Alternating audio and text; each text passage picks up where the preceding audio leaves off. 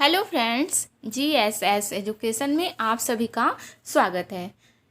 आज के वीडियो में हम क्लास 9th का साइंस चैप्टर 6 देखेंगे। ओके, चैप्टर का नाम है ऊतक मीन्स टिश्यू। ओके, चैप्टर का नाम है टिश्यू। एक ही प्रकार की संरचना और कार्य करने वाले कोशिकाओं के समूह को ऊतक कहते हैं। ऊतक किसे कहते हैं? चैप्टर का नाम है ऊतक, तो सबसे पहले हम जानेंगे ऊतक कहते किसे हैं। तो कोशिकाओं के समूह को क्या कहते हैं? ऊतक कहते हैं। मीन्स एक ही प्रकार के संरचना और कार्य करने वाले कोशिकाओं के समूह को ऊतक कहते हैं। ओके, ऊतक जो होते हैं वो दो प्रकार के होते हैं, पादप ऊतक और जंतु ऊतक। मीन्स प्लांट टिश्यू और एनिमल टिश्यू। तो पादप ऊतक को भी कई भागों में डिवाइड किया गया है, जंतु ऊतक को भी। तो हम इसके बारे में इस चैप्टर में अध्ययन करेंगे और हम कुछ मुख्य बिंदु देख लेते हैं। मुख्य पॉइंट है, मेन पॉइंट देख लीजिए। एक कोश की जीवों में सभी मौलिक कार्य एक ही कोशिका द्वारा किए जाते हैं। एक कोश की जीवों में जितने भी मौलिक कार्य होते हैं, जैसे श्वसन की क्रिया हो गया, पाचन की क्रिया हो गया, भोजन लेने की क्रिया हो गया, उत्सर्जन की क्रिया हो गया, ये सब मौलिक क्रियाएं हैं। तो वो जितनी भी क्रियाएं होती हैं, मौलिक क्रियाएं, वो एक ही कोशिका के द्वारा संपन्न की जाती है। जैसे देखिए, उदाहरण के लिए अमीबा में एक ही कोशिका द्वारा गति, भोजन लेने की क्रिया, श्वसन क्रिया और उत्सर्जन की क्रिया संपन्न की जाती है। ओके, नोट कर लीजिए।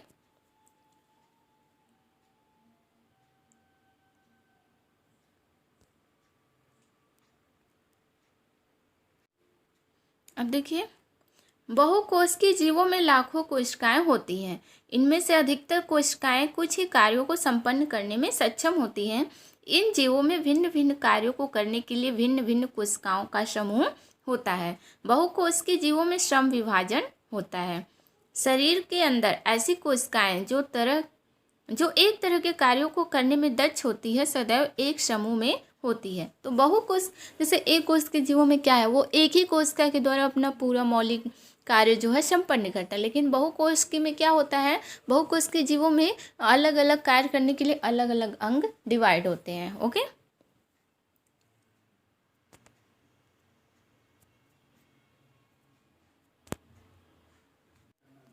यहाँ पे देखिए, एक ही संरचना वाले कोशिकाओं का वह समूह जो शरीर के किसी निश्चित स्थान विशिष्ट कार्य करते हैं, ऊतक कहलाते हैं। ओके, मनुष्य में मांसपेशी कोशिकाएं, इसके संकुचन एवं प्रसार से शरीर में गति होती है। तंत्रिका कोशिकाएं, यह संवेदनाओं को मस्तिष्क तक पहुंचाता है और मस्तिष्क से संदेशों को शरीर के भागों तक ले जाता है। ओके, शरीर के प्रत्येक भागों तक ले जाता है।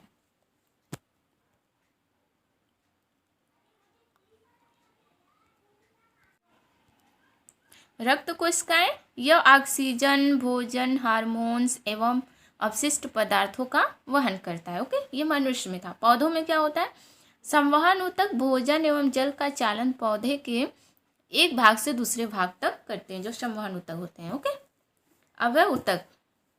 अब देखिए, ऊतक क्या होता है, एक ही प्रकार की संरचना और कार्य करने वाले कोशिकाओं के समूह को ऊतक कहते हैं। ओके, तो ऊतक जो होते हैं दो तरह के होते हैं, पादप ऊतक और जंतु ऊतक। तो सबसे पहले हम पादप ऊतक के बारे में अध्ययन करेंगे। ओके, प्लांट टिश्यू के बारे में।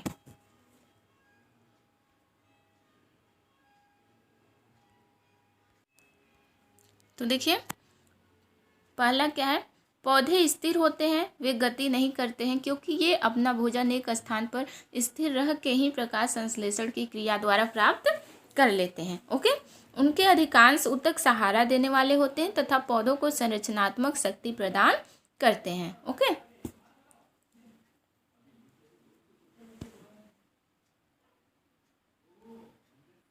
नेक्स्ट है, अधिकांश पादप ऊतक मृत होते हैं। ये मृत ऊतक जीवित ऊतकों के समान ही यांत्रिक शक्ति प्रदान करते हैं तथा उन्हें कम अनुरक्षण की आवश्यकता होती है।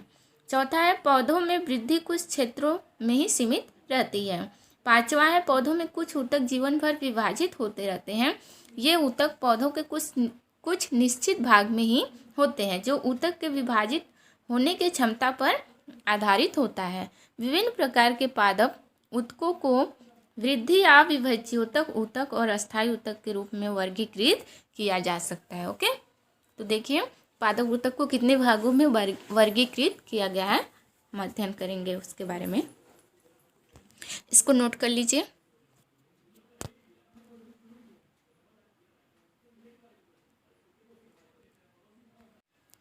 हमने अभी पादप ऊतक की विशेषताएं देखा। ओके, अब देखिए ये जंतु ऊतक की विशेषताएं क्या हैं। पहला है, दूसरी ओर जंतु भोजन, जोड़ी और आवास की तलाश में चारों ओर घूमते हैं। पौधों की तुलना में जंतु अधिक ऊर्जा खर्च करते हैं। ऊतकों का अधिकांश भाग जीवित होता है। जंतुओं में कोशिकाओं की वृद्धि एक समान होती है, इसलिए इनमें विभाज्य और अविभाज्य क्षेत्रों की कोई निश्चित सीमा नहीं होती है। ओके, नोट कर लीजिए।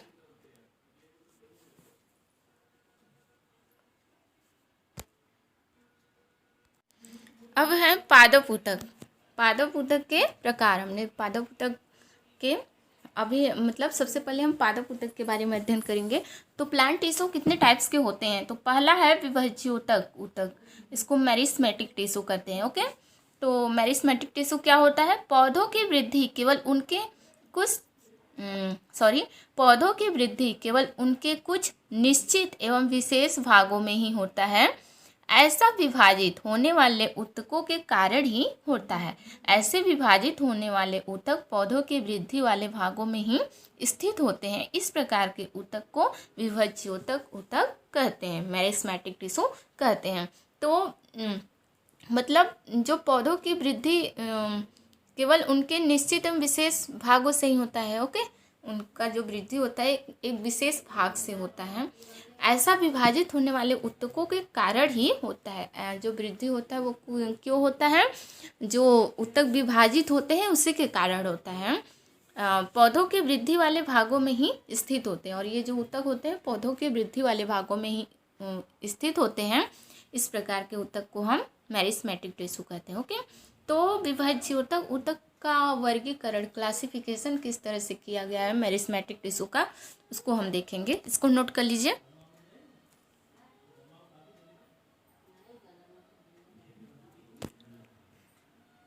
देखिए मेरिस्मेटिक टिश्यू का वर्गीकरण किस तरह से किया गया। पहला है शीर्षस्थ विभाज्य ऊतक यानी एपिकल मेरिस्टेम। ओके, तो ये क्या है, ये शीर्षस्थ विभाज्य ऊतक पौधों के जड़ एवं तनों के वृद्धि वाले भागों में विद्यमान रहते हैं तथा यह इनकी लंबाई में वृद्धि करता है। ओके, दूसरा है पार्श्व विभाज्य ऊतक, लैटरल मेरिस्टेम। तने की परिधि या मूल में वृद्धि पार्श्व विभाज्य ऊतक के कारण होती है। ओके, अंतर्विष्ट विभाज्य ऊतक, इंटरकैलरी मेरिस्टेम, या पत्तियों के आधार पर या टहनी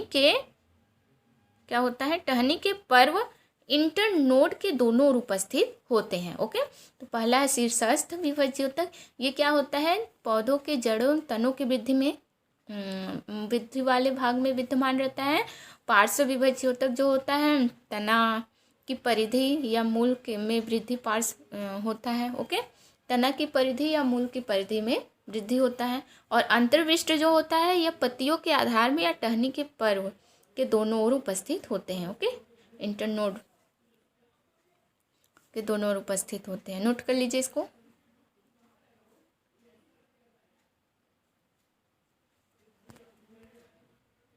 अब है विभाज्य ऊतक के यानी मेरिस्मेटिक टिश्यू के प्रॉपर्टीज क्या है, गुण क्या है। ओके, तो पहला है इस ऊतक की कोशिकाएं अत्यधिक क्रियाशील होती है। दूसरा है उनके पास बहुत अधिक कोशिका द्रव्य, पतली कोशिका भित्ति और स्पष्ट केंद्रक होते हैं। ओके, तीसरा है उनके पास रसधानियाँ नहीं होती हैं। ओके, इसके ये मीन्स मेरिस्मेटिक टिश्यू के प्रॉपर्टीज हैं, उसके गुण हैं। नोट कर लीजिए इसको।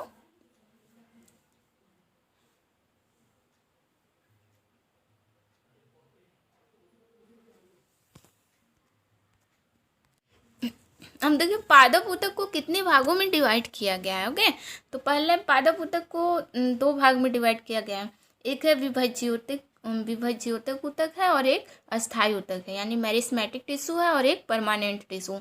तो अब देखिए, अब विभाज्य ऊतक को कितने भाग में डिवाइड किया गया है, इसके तीन भाग है। एक शीर्षस्थ है, पार्श्व है और अंतर्विष्ट है। ओके, और अस्थायी ऊतक को दो भाग में डिवाइड किया गया है, सरल अस्थायी ऊतक और जटिल अस्थायी ऊतक। तो सरल अस्थायी ऊतक यानी सिंपल परमानेंट टिश्यू और ये है कॉम्प्लेक्स परमानेंट टिश्यू। तो सरल अस्थायी ऊतक के दो पार्ट मीन्स सरल अस्थायी ऊतक जो होते हैं इसका एक पैरेंकाइमा है। तो पैरेंकाइमा में क्या आता है हमारा, यहाँ पे देखिए पैरेंकाइमा में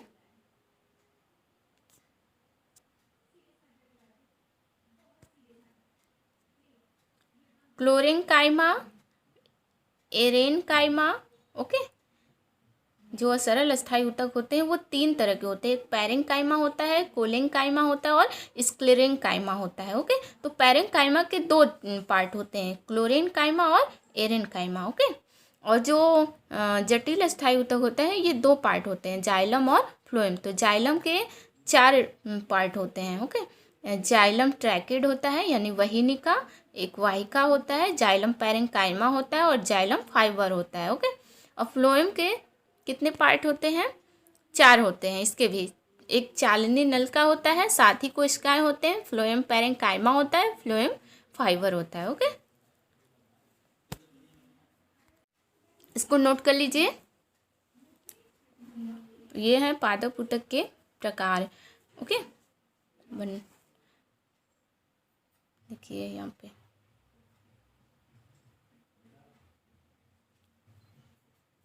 हो गया। सबसे पहले हम अस्थायी ऊतक के बारे में जानेंगे, ओके।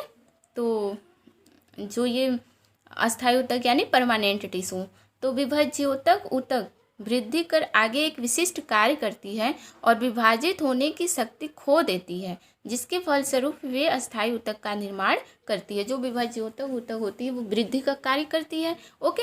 एक विशिष्ट वृद्धि का कार्य करती है, एक विशिष्ट कार्य करती है वृद्धि का, और विभाजित होने की शक्ति को खो देती है।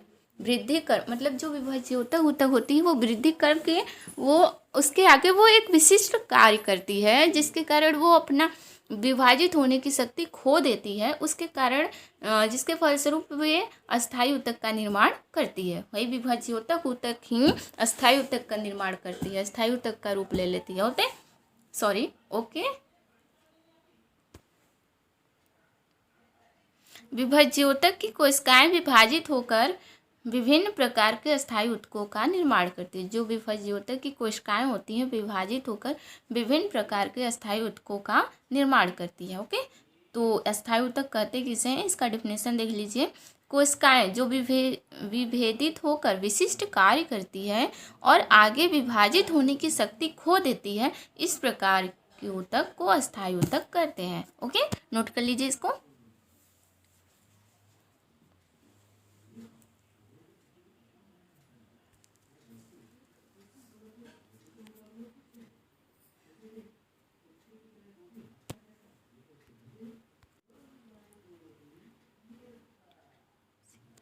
अब है विभेदीकरण, डिफ्रेंसिएशन किसे कहते हैं। ऊतकों द्वारा विशिष्ट कार्य करने के लिए अस्थायी रूप और आकार लेने की क्रिया को विभेदीकरण कहते हैं। जो ऊतक होते हैं वो ऊतकों द्वारा विशिष्ट कार्य करने के लिए एक अस्थायी रूप और आकार ले लेते हैं, ओके। इसी क्रिया को विभेदीकरण डिफ्रेंसिएशन कहते हैं, ओके। अब अस्थायी ऊतक के प्रकार क्या हैं। तो अस्थायी ऊतक जो होते हैं दो प्रकार के होते हैं, एक सरल अस्थायी ऊतक होता है सिंपल परमानेंट टिश्यू और एक जटिल अस्थायी ऊतक यानी कॉम्प्लेक्स परमानेंट टिश्यू। तो सरल अस्थायी ऊतक देखिए क्या होता है, एक ही प्रकार के कोशिकाओं से बने जो एक जैसे दिखाई देते हैं, इस प्रकार के ऊतक को सरल अस्थायी ऊतक कहते हैं, ओके। जैसे पैरेंकाइमा, कोलेंकाइमा और स्क्लेरेंकाइमा, इसके तीन प्रकार हैं, ओके। ये सब अस्थायी ऊतक है, मीन्स सरल अस्थायी ऊतक है।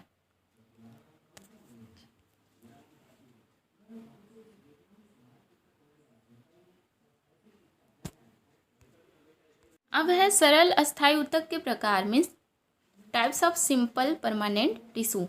तो पहला है पैरेंकाइमा। पहला क्या है, पैरेंकाइमा। वे सरल अस्थायी ऊतक जिसके कोशिकाओं की कुछ परतें आधारी पैकिंग का निर्माण करती है, इन्हें पैरेंकाइमा कहते हैं, ओके। इनके गुण क्या है, पैरेंकाइमा के गुण क्या है। यह पतली कोशिका भित्ति वाली सरल कोशिकाओं का बना होता है। ये जीवित कोशिकाएं होती हैं और क्या होता है?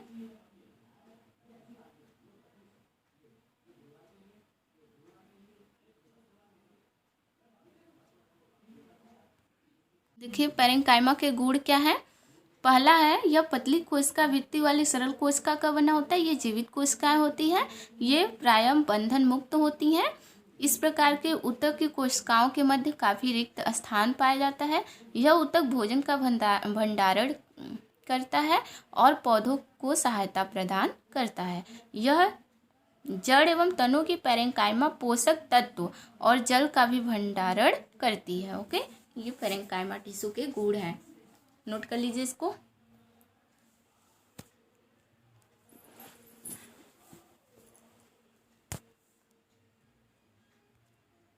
अब है पैरेंकाइमा ऊतक के प्रकार क्या हैं।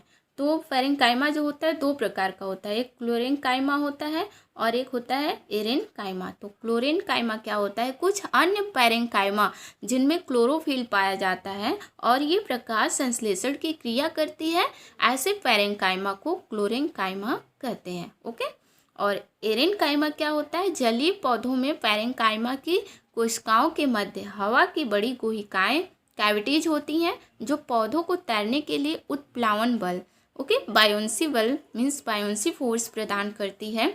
इस प्रकार के पैरेंकाइमा को एरेनकाइमा कहते हैं। ओके, क्लोरेंकाइमा जो होता है जिसमें क्लोरोफिल पाया जाता है। ओके, और ये प्रकाश संश्लेषण की क्रिया में सहायता करती है। ओके, और एरेनकाइमा जो होता है ये जलीय पौधों में पैरेंकाइमा की कोशिकाओं के मध्य हवा की बड़ी गुहिकाएं मीन्स कैविटीज होती है जो पौधों को तैरने में उत्प्लावन बल यानी बायोन्सी फोर्स प्रदान करती हैं। ओके, नोट कर लीजिए।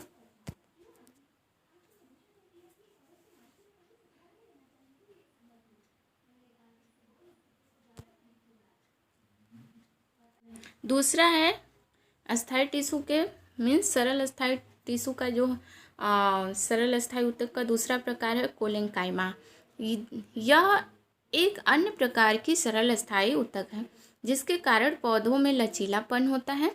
यह पौधों के विभिन्न भागों जैसे पत्ती एवं तना में बिना टूटे हुए लचीलापन लाता है। ऐसे ऊतक को कोलेंकाइमा कहते हैं। ओके, नोट कर लीजिए इसको।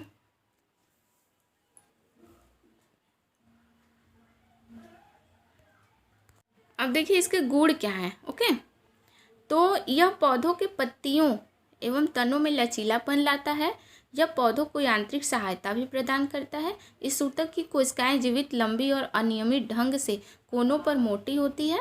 कोशिकाओं के बीच कम स्थान होता है। ओके, ये गुण है कोलेंकाइमा के, नोट कर लीजिए।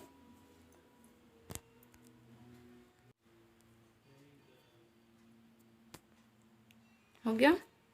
अब तीसरा प्रकार है स्क्लेरेनकाइमा। ओके, तो यह एक अन्य प्रकार का सरल अस्थायी ऊतक है जो पौधों को कठोर एवं मजबूत बनाता है। इस प्रकार के सरल अस्थायी ऊतक को स्क्लेरेनकाइमा कहते हैं। ओके, जैसे उदाहरण के लिए नारियल के छिलके हो गए। ये ऊतक तने में संवहन बंडल के समीप पत्तों की शिराओं में तथा बीजों और फलों के कठोर छिलकों में उपस्थित होता है। ओके, नोट कर लीजिए।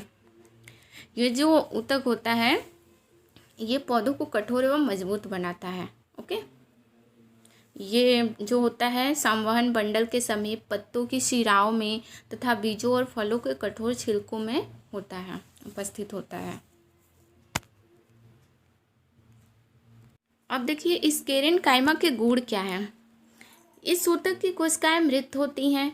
ये लंबी एवं पतली होती हैं क्योंकि इस ऊतक की भित्ति लिग्निन के कारण मोटी होती है। लिग्निन के कारण मोटी होती है। तो लिग्निन क्या होता है अभी हम देखेंगे। ये पत्तियां प्रायः इतनी मोटी होती है कि कोशिका के भीतर कोई यांत्रिक स्थान नहीं होता है। ओके, यह पौधों के भागों को मजबूती प्रदान करता है। ओके, तो यहाँ पे देखिए लिग्निन क्या होता है। तो लिग्निन कोशिकाओं को दृढ़ बनाने के लिए सीमेंट का कार्य करने वाला एक रासायनिक पदार्थ है। मतलब कोशिकाओं को मजबूत बनाने के लिए सीमेंट का कार्य करने वाला एक रासायनिक पदार्थ है। सीमेंट की तरह कार्य करने वाला होता है। ओके, एक रासायनिक पदार्थ होता है जो कोशिकाओं को मजबूत बनाता है, उसी को हम लिग्निन कहते हैं। नोट कर लीजिए।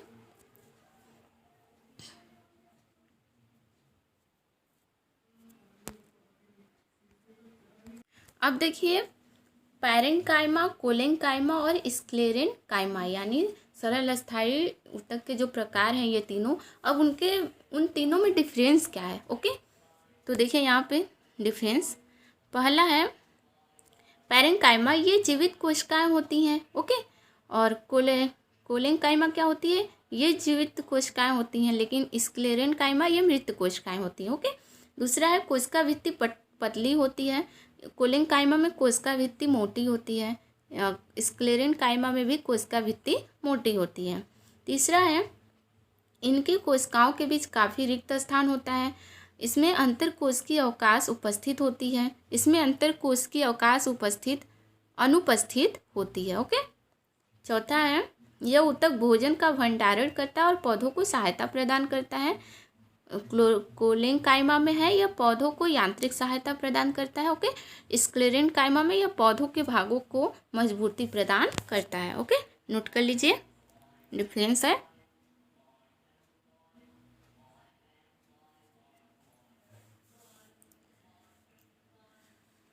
हो गया। तो आज के वीडियो में बस इतना ही। अगले वीडियो में हम मीन्स प्लांट टिश्यू का दूसरे टाइप से देखेंगे, मीन्स प्लांट टिश्यू में जो अस्थायी ऊतक है उस अस्थायी ऊतक का दूसरे टाइप से देखेंगे। हमने सरल अस्थायी ऊतक देखा और जटिल अस्थायी ऊतक के बारे में देखेंगे। ओके, कॉम्प्लेक्स परमानेंट टिश्यू के बारे में अगले वीडियो में देखेंगे। ओके, तब तक के लिए धन्यवाद।